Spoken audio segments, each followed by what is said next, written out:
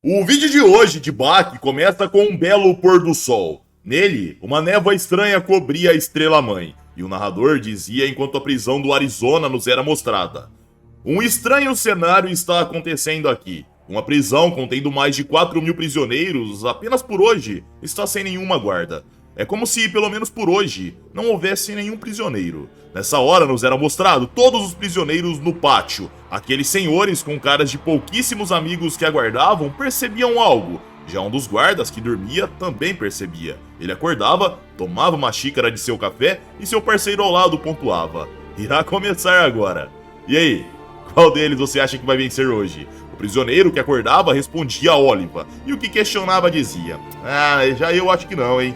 Nos era mostrado todos os policiais olhando, e entre os prisioneiros estava Bach, que ouvia do senhor da sua cela: "Vi dizer que o senhor Oliva está trazendo sua namorada hoje." Bach questionava: "Então ela existe?" O senhor respondia: "Bem, descobriremos em breve." O narrador pontuava: "Neste lugar onde até mesmo sussurrar é proibido, prisioneiros estão conversando livremente no pátio.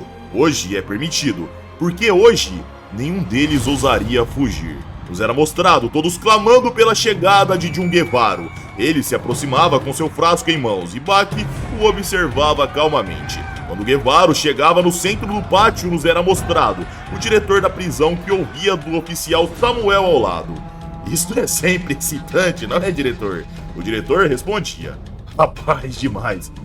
Eu vou até te dar um exemplo aqui. Se houvesse uma fuga agora, um exemplo, vai. Eu tô tão animado que eu não moveria nem um músculo." Samuel dizia: Ai, diretor, eu vou fingir que eu nem escutei isso aí, hein?" Retornávamos para o pátio, onde alertavam: "Ei, ele está aqui! O Oliva tá aqui!" De repente, um pisão forte era ecoado e questionavam: "Mas que diabos ele tá carregando?" Respondiam: "É uma cama." Sim, é uma cama king size, né? Caramba! "O que tem em cima?" Respondiam: "Deve ser a namorada dele, a sua amante super belíssima."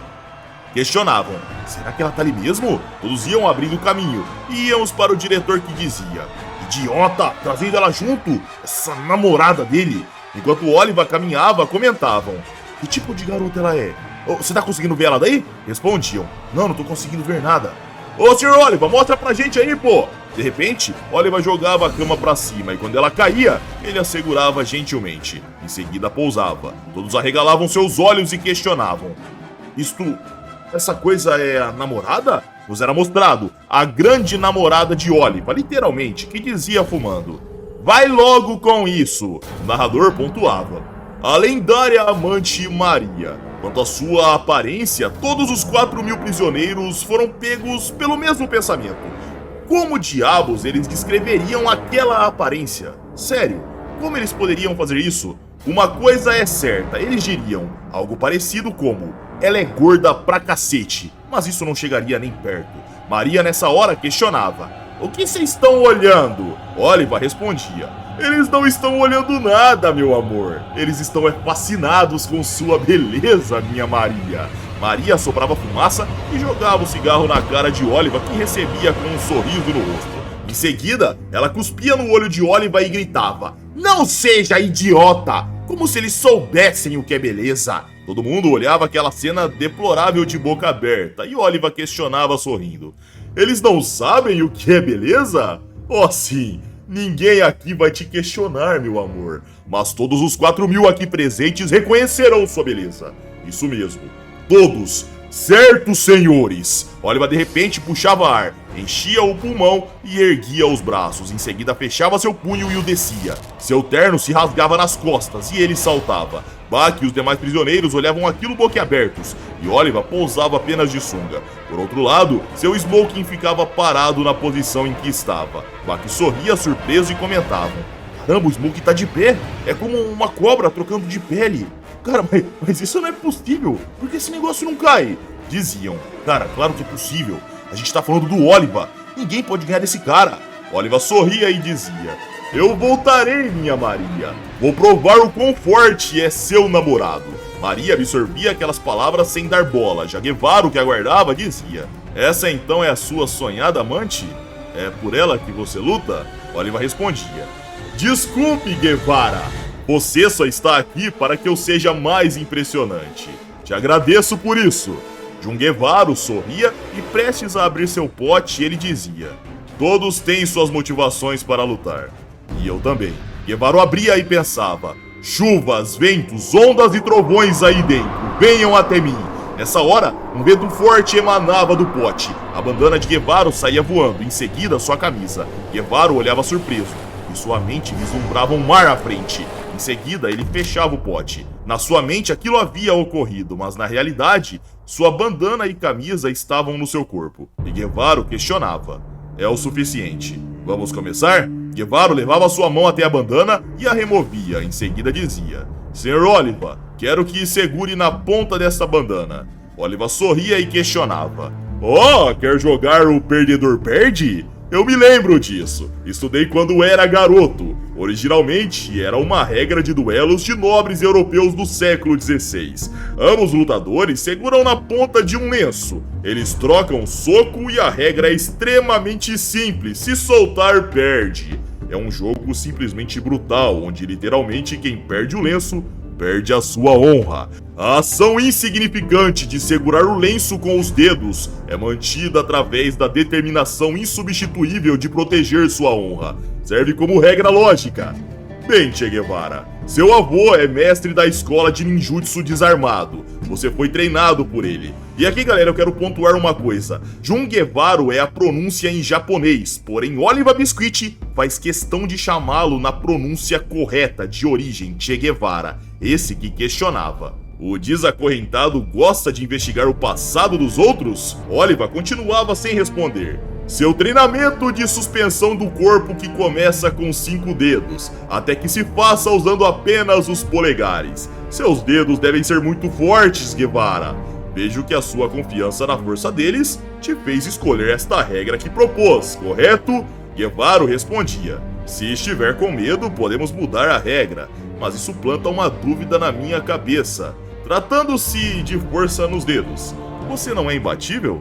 Até a minha ilha ouviu as histórias sobre a força de Oliva Biscuit, o homem que dobra moedas, esmaga latas de cerveja, levanta e segura toras de madeira com machado numa mão, dobra enormes pregos de linhas de trem com as mãos. Oliva interrompia dizendo: Ok, isso já é o suficiente. Senhor Segundo, por acaso gosta de investigar o passado dos outros também? Guevara respondia: não vejo isso como uma desvantagem para o senhor. Oliva dizia: receio que de fato não seja muito útil. Guevara esticava a bandana e Oliva pegava com a ponta do dedo indicador e dedão, assim como Guevara. Ambos seguravam com os dedos da mão esquerda. Em seguida, Oliva questionava: será que devemos começar? Guevara respondia: vamos começar então. Os prisioneiros olhavam surpresos e num piscar de olhos, Guevara encurtava com uma direita que explodia no queixo de Oliva. Maria, que fumava, via aquilo sem dar bola. Já Oliva ia para trás, mas quando a bandana esticava, ele forçava a parar seu recuo com os dedos. Na mesma hora, Guevara encurtava com um direto que acertava no meio da cara enquanto continuava o ataque e pensava: seu idiota, pensa que eu não sei? O lutador mais forte dos Estados Unidos não vai ser derrubado com um soco como esse. Porém, tudo bem se eu não derrubá-lo. O seu queixo já tá aberto aqui. Oliva tomava o soco na ponta do queixo e suas pernas cambaleavam, porém ele não caía. Guevara carregava uma joelhada e continuava pensando: mesmo que você não caia, seria muito bom se esquecesse desse pequeno tecido na ponta dos seus dedos. Se ele involuntariamente esquecesse que tá segurando essa bandana, nessa hora nos era mostrado Oliva laçando a bandana. E isso desequilibrava Guevara pra frente. Oliva ficava por um fio de bater a bunda no chão e comentavam: ei, olha ali, todo o peso do Oliva tá simplesmente na bandana. E percebam que o Guevara tá usando as duas mãos para segurar. Já o Oliva tá segurando na ponta dos dedos. Guevara arregalava os olhos e Oliva se erguia. Em seguida dizia: veja só, você mudou a maneira de segurar? Apertar com as duas mãos é tão sem graça, meu caro. Tenho certeza que os nobres que propuseram essa regra estão bem chateados. Agora então, eu também vou me dar o direito de mudar o jeito que estou segurando. Porém, o jeito que você descuidadosamente mudou sua pegada, sinceramente não funcionaria muito bem para mim. Então eu quero mudar a minha pegada assim. Tudo bem com isso? Guevara olhava para aquela pegada onde Oliva usava o dedão e o mindinho. E surpreso, Bach pensava: essa pegada ridícula, isso é pior. Isso é tudo autoconfiança? Mas qual é o plano dele? Oliva pontuava. Durante as refeições dos nobres antigos, eles seguravam um copo de vidro com o dedinho levantado. Eles faziam isso porque deixavam o mindinho para os temperos que tinham um valor equivalente a metais preciosos. Eles pegavam assim para mostrar boas maneiras. Se eles molhassem o mindinho nos copos, acabariam ficando com muito tempero grudado nesse dedo, ficaria nojento. Então isso se tornou um costume para preservar as boas maneiras. Você entende, Senhor Guevara? Humildade. Eu esperava que você entendesse sobre humildade, já que você tem sangue japonês correndo em suas veias. Então você deveria se portar com humildade, que é a maior virtude daquela terra do sol nascente. Então, por quanto tempo você vai continuar com essa maneira vulgar de segurar? Hein? Guevara pensava. Humildade, né? Sim, eu retomarei meu orgulho. Guevara tirava um fio da sua barba e num instante assoprava na direção do olho de Oliva. Esse que era acertado. Acertava os olhos e aquele acertado lacrimejava. Guevara sorria e encurtava numa investida. Ele agarrava o quadril, firmava seus pés e lançava seu oponente pro ar. O Indomável firmava seus dedos que seguravam uma bandana e girava no ar parando em pé. Os prisioneiros se surpreendiam, já Guevara o provocava. Nossa, mas o jeito que você tá segurando, pelo jeito mudou, não? Isso era mostrado, galera. Oliva Biscuit segurando com a mão fechada e Guevara continuava. E o dedinho, sujou o dedinho. Esse jeito de agarrar é tão... Interrompendo sua frase, Maria dizia: que sem graça! Guevara pontuava. É isso que eu ia dizer, que sem graça! Oliva olhava em choque para sua amada, mas sua distração era aproveitada por Guevara, que lançava um chute alto no rosto, seguido de dedos na garganta. Depois, Guevara dizia: nós deveríamos segurar assim, certo? É desse jeito que os nobres faziam segundo você, correto? Oliva olhava para o dedo, mas tomava uma cotovelada na têmpora com o braço livre. Guevara o puxava para perto com a bandana e dava tapa nos olhos de Oliva. Enquanto Oliva apanhava, ele pensava: Desculpe, minha Maria. Eu fiz você ficar completamente entediada. Está tudo bem agora. Eu viverei como um homem. Enquanto era golpeado e sangrava, Oliva dizia: Guevara! Ei, Guevara! Jun Guevara parava de bater e Oliva dizia sorrindo: E você? Por quanto tempo planeja ficar agarrando o lenço? Guevara questionava confuso. Agarrando? Como assim? Oliva respondia: Olhe para minha mão esquerda. Guevara arregalava os olhos e pensava: Que ele nem está segurando mais. Não tá agarrando. Oliva exclamava: Viu? Eu não estou mais segurando com os dedos. Está meramente colocada na minha mão. O velho da cela de Guevara dizia: Eles vão lutar com aquilo desse jeito? Que olhava friamente e Guevara dizia: Eu já escutei sobre isso. O Hotel Barão da Sicília, Jean Gilberto, em 1947, na Avenida dos Campos Elíseos. Ele construiu o primeiro super luxuoso hotel, utilizando trabalhadores estrangeiros, recebendo elogios dos turistas e o desdém dos moradores locais, causando grande comoção nos jornais. Esse homem tinha um outro lado, era de conhecimento geral que ele tinha ligações com membros da máfia. No fim de 1961, um ato de traição relacionado a subornos do governo veio à tona. Imediatamente foi emitida uma ordem de execução vinda de dentro da organização. Em 4 de janeiro de 1962, na madrugada de uma noite de lua cheia, nas florestas de Bolonha, sob a mira de diversas metralhadoras, a execução foi realizada. O estilo da execução, o lado que soltar perde instantaneamente, uma disputa de o perdedor perde, esse jogo que estamos jogando. Entretanto, nessa disputa pelo lenço, havia uma terrível desvantagem. Ao jovem e forte competidor, foi permitido que segurasse firme o lenço. Já para Gilberto, que tinha mais de 70 anos, só foi permitido uma desvantagem terrível, que tivesse o lenço na palma da sua mão. Exceto por um milagre, a luta seria decidida por um golpe, né? Óbvio. A execução foi efetuada com uma chuva de balas dos seus parceiros.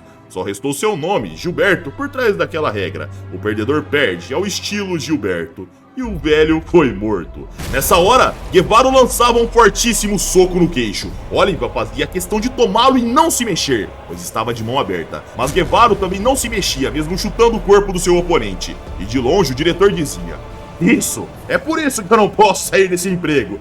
Que maravilha! Nessa hora, Oliva agarrava a nuca do seu oponente, sorria e o lançava de cara contra o solo. Guevara ficava pendurado de ponta cabeça e questionavam: Eita, Ele morreu? Respondiam. Não, ainda não morreu não. Olha as costas da mão dele. O Guevara tá segurando o lenço com as costas da mão. Enquanto todos estavam surpresos, Bach dizia debochando. Patético. Nobreza, máfia, ostentação, blá blá blá. Se isso é demais, coisa e tal, mas é só papo. A verdade é que não importa o que você diga, é apenas um joguinho com um lenço. É uma vergonha, é estúpido. Bach saía andando e o velho da cela de Guevara o olhava surpreso, mas na mesma hora, um vento forte emanava pela prisão do Arizona. Todos olhavam surpresos e nos era mostrado Guevara em pé, olhando levemente inconsciente, mas em pé.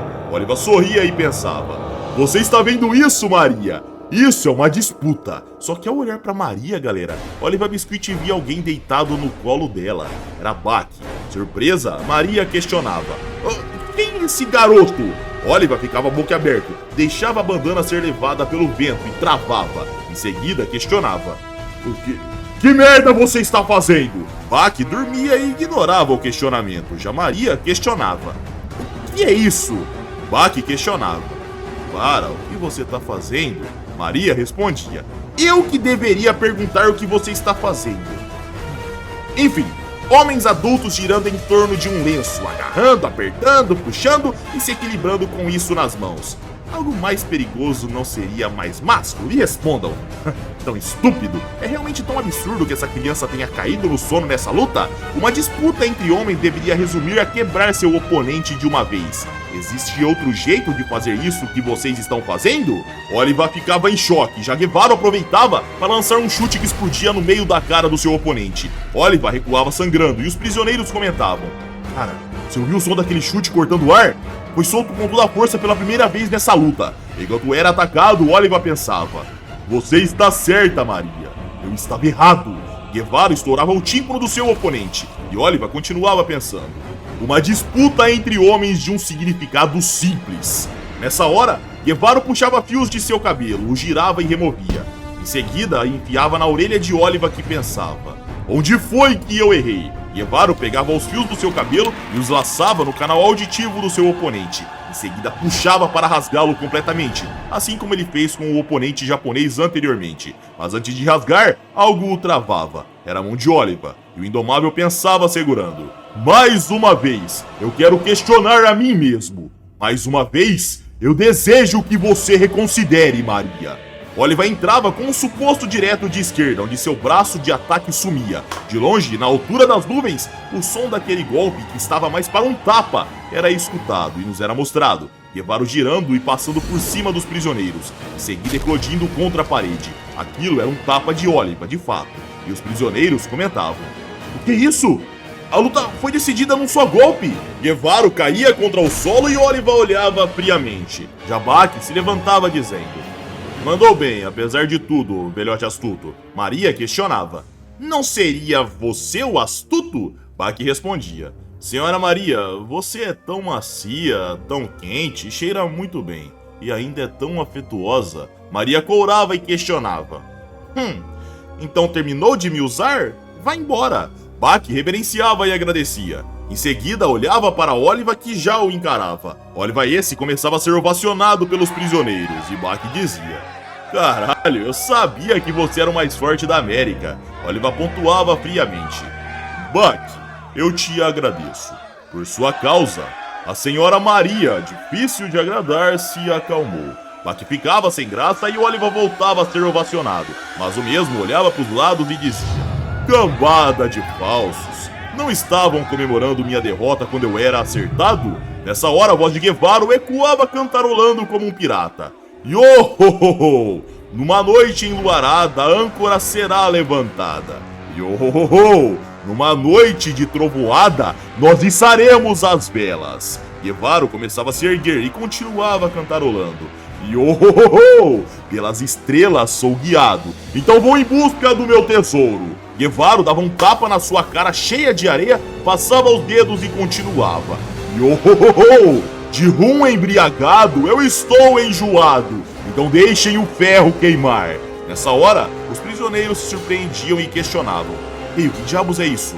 Nos era mostrado a areia misturada com o sangue de Guevara, servindo como uma máscara para ele. Em seu peito estava o tapa de Oliva. Já Guevara voltava a cantarolar enquanto andava: Yo-ho-ho-ho! Joguem fora toda a reserva, pois a modéstia deve ser enfrentada. Em nome da felicidade, nunca se renda a nenhum sujeito. Ao ver Guevara disparar, Baki pensava: tá, daqui em diante o Guevara vai com tudo. Jun Guevara encurtava com um chute no corpo do seu oponente e continuava cantarolando como um pirata. Se não encontrar a saciedade, então cante de outro jeito.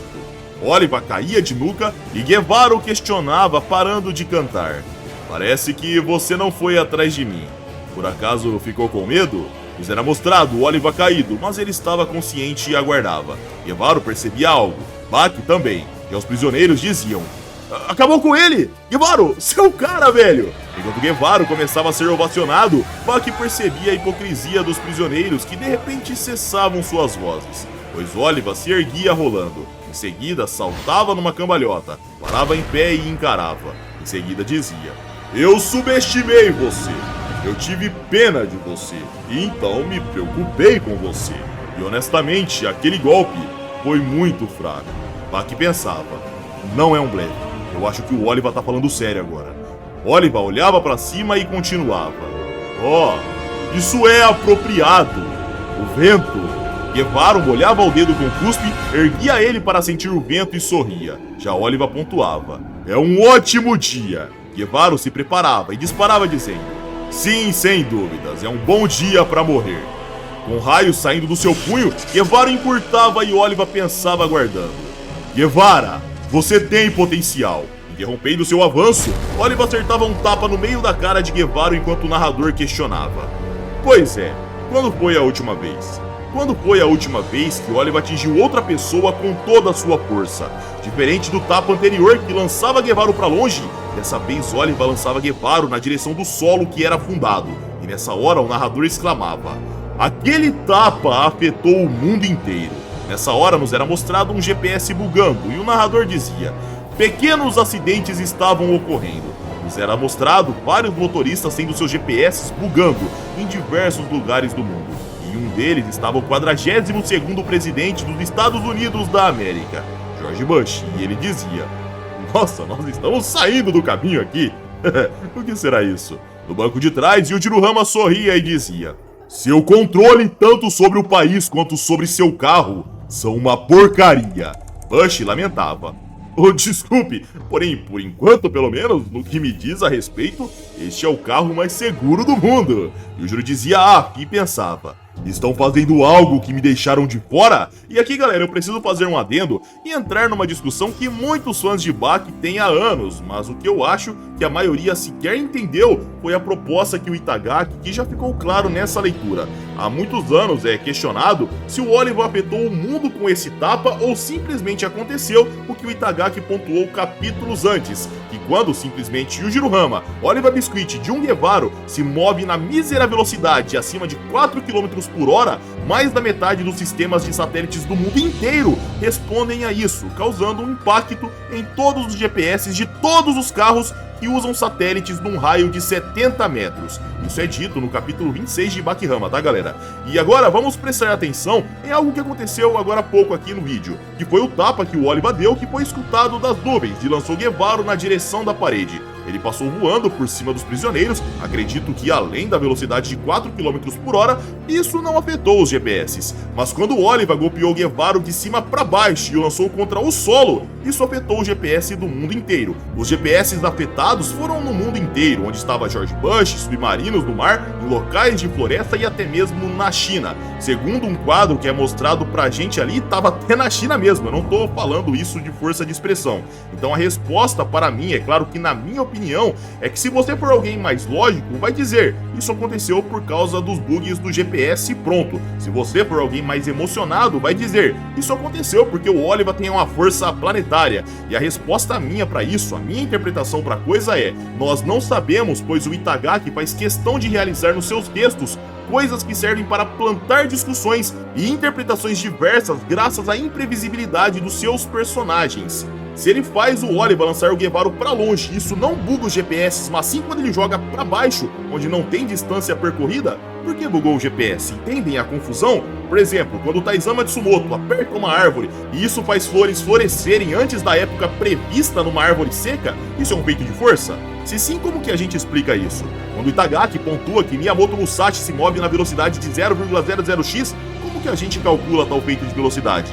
Entendam a proposta do Itagaki como autor. A sua intenção é confundir e plantar dúvidas. Isso é proposital se você ler com mais atenção e perceber esse padrão repetitivo nos textos de Keisuke Itagaki. Ele não planeja plantar níveis de poderes de luta para isso ser usado em batalhas mortais. E quem está dizendo isso, galera, sou eu, o Jeter, alguém que adora citar feitos, mas eu tenho claro na minha mente que isso possivelmente não é e nunca foi a proposta do autor. Mas é claro, como eu disse ali, isso é a minha maneira de interpretar as coisas. Vocês são livres para pensar da forma que quiserem. Dito isso, vamos voltar. As pedras do solo que Guevara fora jogado começavam a cair do céu e inconsciente o mesmo pensava: Yohohoho, é hora de zarpar. Prontamente, Guevara começava a se erguer, arfava inconsciente e Baki olhava surpreso.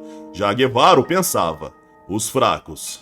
Sim, os fracos, que aturam por conta própria. Os próprios fracos. Num flashback nos era mostrado Guevara de joelhos, orando. Em seguida, após sair da sua oração, trazendo esperança para os fracos. Depois, ele num navio pirata, partindo com sua tripulação na direção de um luxuoso navio de cruzeiro. De volta ao presente, Guevara o encarava e os prisioneiros comemoravam. Já Oliva dizia sorrindo: confiei que você voltaria. Guevara respondia: hoje é um bom dia para morrer. Oliva debochava: você fica repetindo essa frase, mas ela teve origem no exército americano. Nas tropas americanas que foram para a guerra do Vietnã. Os soldados voluntários diziam isso. Guevara, você consegue entender isso? O verdadeiro significado dessa frase? Guevara respondia: sim, ela é uma mentira. Essa não é uma frase sobre morrer, é uma frase sobre viver. Sobreviver a batalhas ferozes. Viver lutando heroicamente e retornar para sua querida terra natal. Oliva dizia: é isso aí, gostei de ver.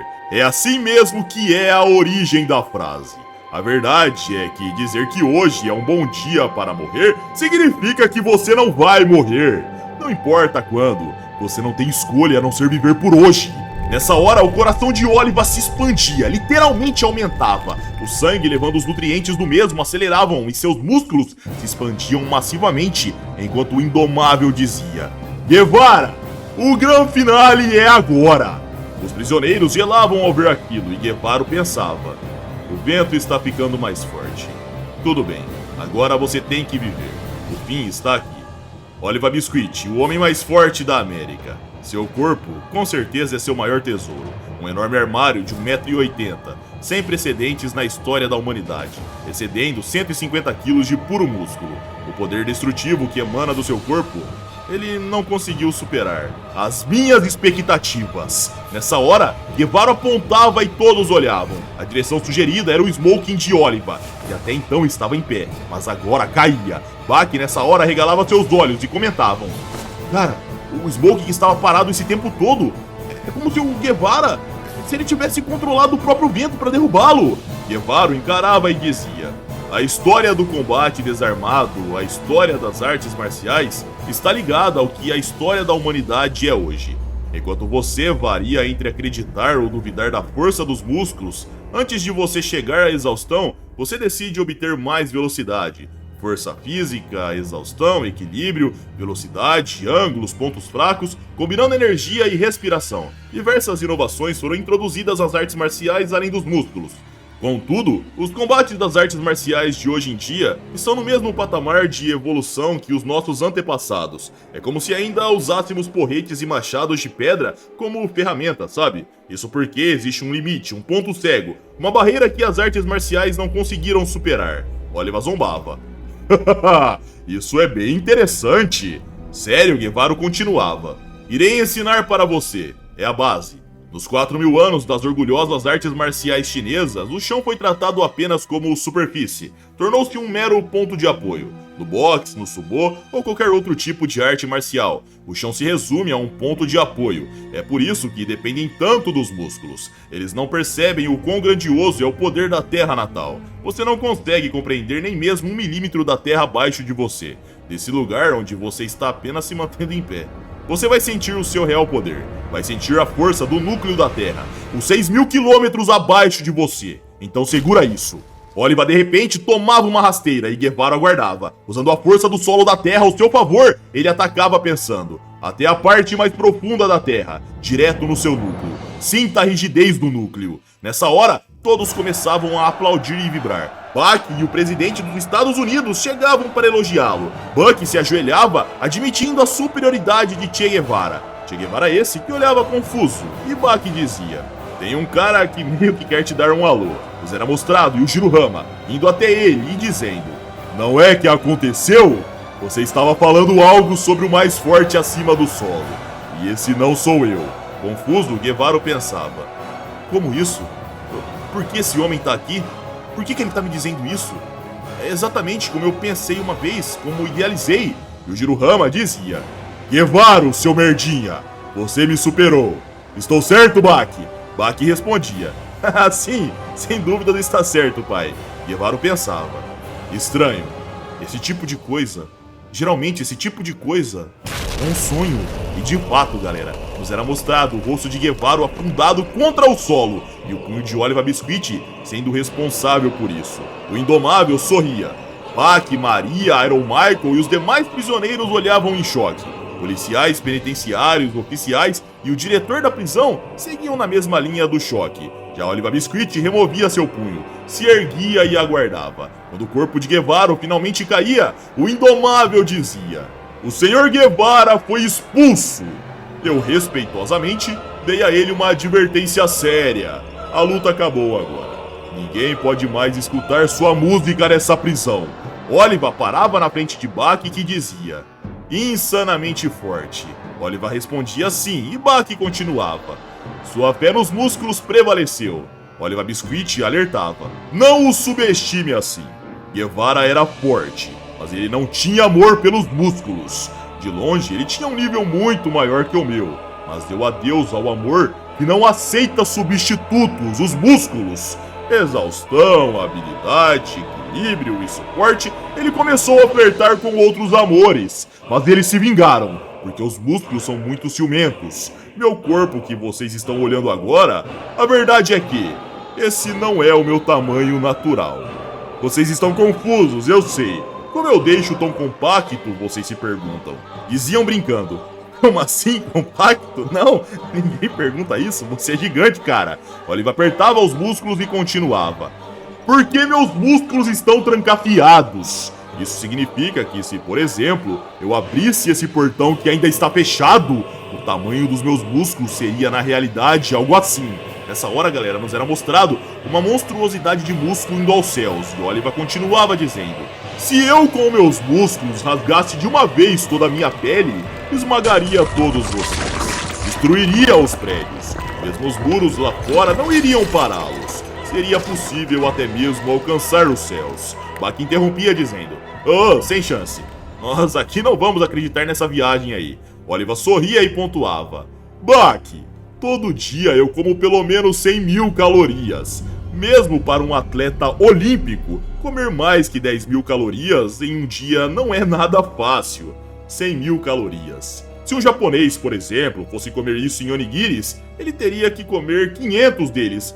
Mas isso não chegaria em 100.000, chegaria em 10.000 calorias. E mesmo assim, olhe, eu mantenho a porcentagem de gordura corporal abaixo de 5%. Nem mesmo um atleta profissional conseguiria queimar calorias o suficiente para comer igual a mim. Na teoria, isso deveria ser impossível. Baki dizia: bem, se é você quem está dizendo isso, deve ser verdade. Oliva sorria e dizia: como uma nave espacial, com combustível e um tanque gigante. Muito maior que a nave em si. Antes de passar pela atmosfera, ela queima todo o combustível. Do mesmo jeito que estou queimando calorias agora mesmo. Mesmo quando não estou fazendo nada, tentar se manter compacto é o ponto-chave para essa queima calórica. Pressurizando, selando, empacotando, pressionando para baixo, endurecendo. Mantenha isso em mente. Não abaixe sua guarda nem mesmo por um instante.